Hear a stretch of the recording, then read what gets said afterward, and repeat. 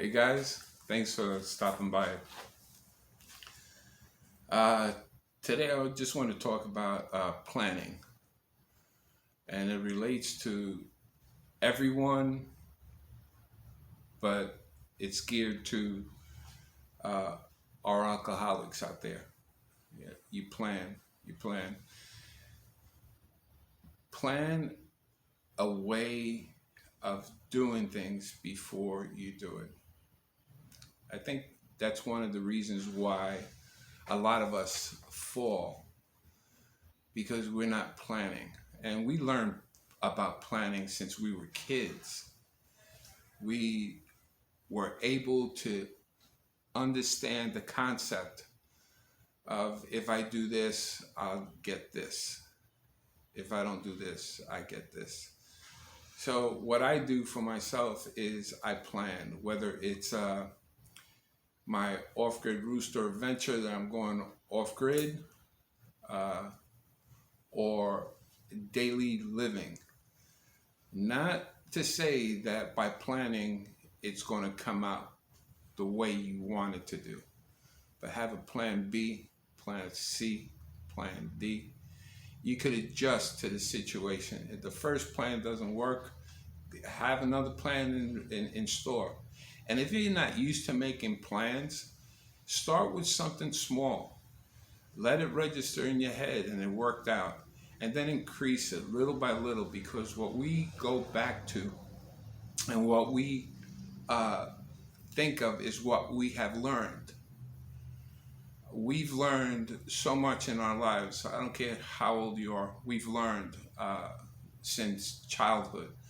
We knew how to test people. We knew how to set the limits and stuff like that. And if it didn't work that way, you went around and tried to do it a different way to get what you wanted.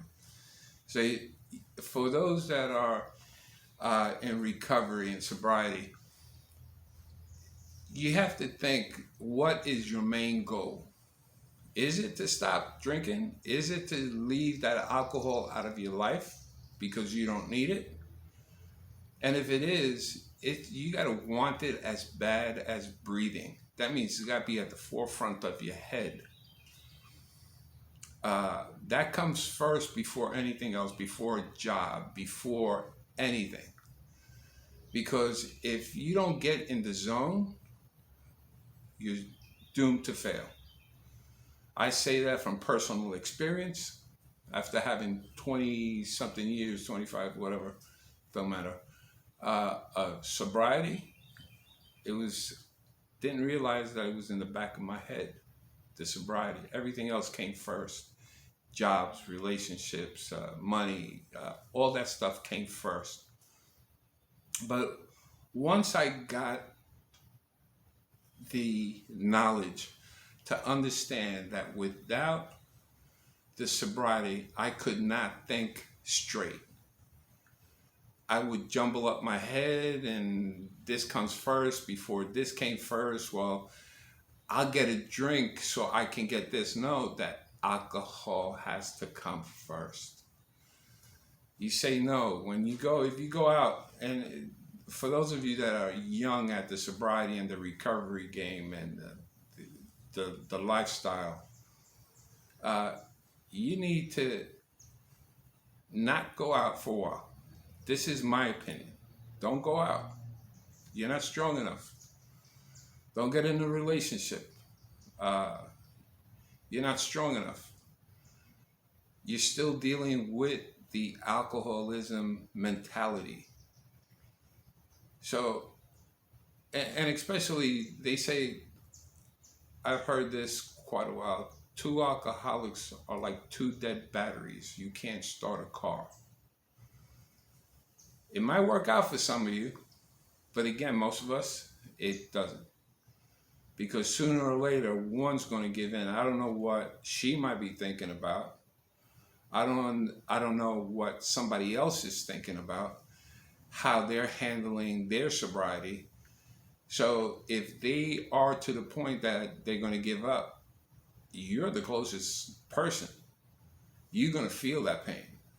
And you're going to try to be the people pleaser that you are, and you want to stop the whining and about, oh, me, me, me, me. So you fall into it. If you go out to a club early on in the stage of your recovery, um, I would not suggest it. These are only suggestions. These are I would not suggest it. But if you do, plan. Plan to you drive yourself. You don't go in somebody else's car, because when you say no, when you say yes, and when you say maybe, those are complete sentences. So when someone offers you a drink or say, hey, let's go out, you have the right as a human being, as everybody else, to say no. And no means no for me. Sometimes I'll just give you that one word, no. What part of no did you not understand? No is a complete sentence. No, I don't want to do it. I could always go back. I could change my mind because I'm human. But at that given time, that point that the question was answered, and that's how you felt, and you said, you already planned in your mind, no, I don't want to go. And you're saying it either for the alcohol, the drinking, the partying, because you're not sure of yourself, stick to it. Stick to that word no. Don't go.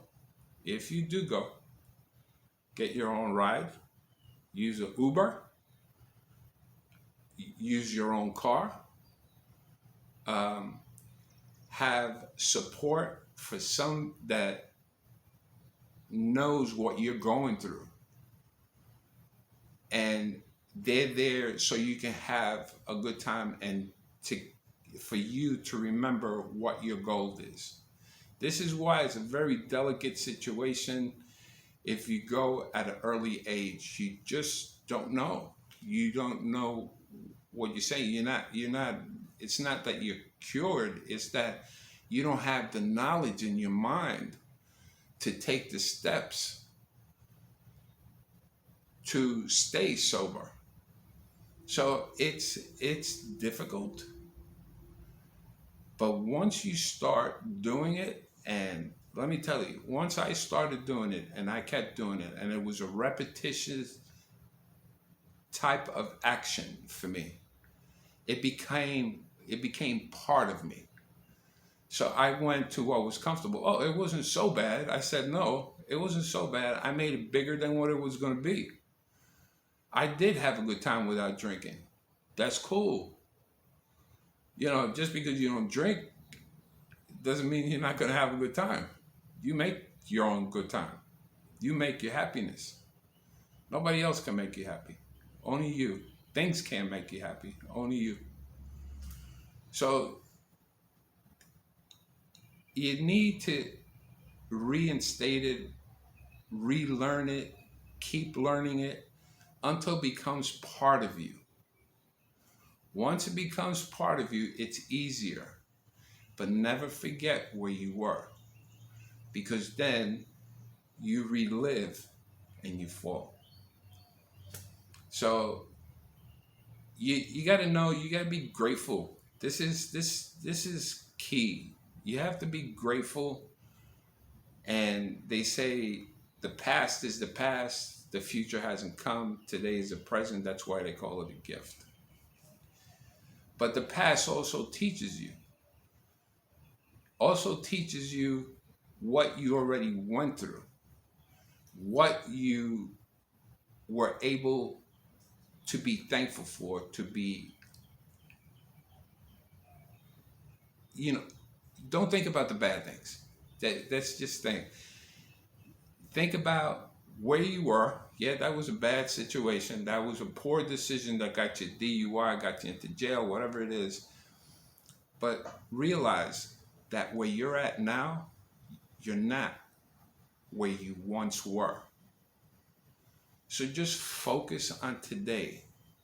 And that's your present. That's your gift. Focus on that sobriety. That's your gift. The future take care of itself, because What I'm saying right not to you is already the past. So the future, if you keep listening, if you keep not only listening to this channel, but read books, read the big book. That's my go-to. I read the steps, all that. I'm in the fellowship. So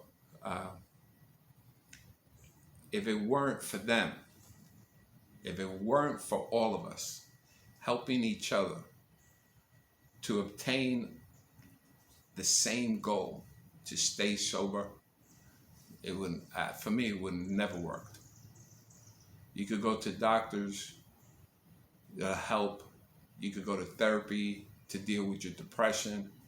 But don't forget, alcohol is a depressant. It'll make you feel bad. It'll make you feel bad.